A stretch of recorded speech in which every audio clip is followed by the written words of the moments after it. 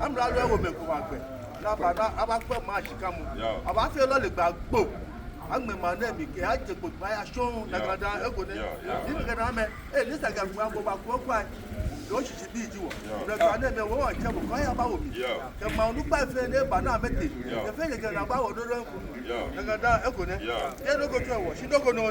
What Fanny can she need to Nsakie? Yeah, I'm not with my man. I can't catch up with now.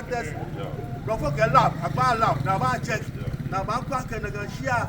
Look, Yano now, I feel look like I should look for the money. What be a day she was here?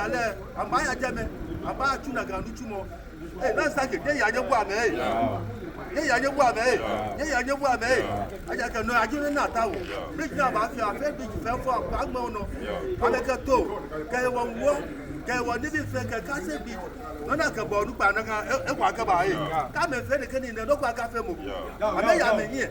Now, if you are so my abba, the man here, I bet the man is some of them here. Now I got 2 and come my dear man, I can get look about the dog to Pagatrame. I may have here. I'm on me. Can you go back to my back I can have a short here. I'm a proponent here, no flower here. I cannot say no plan. Put after my yacht or no. Come on, just for follow. Michael.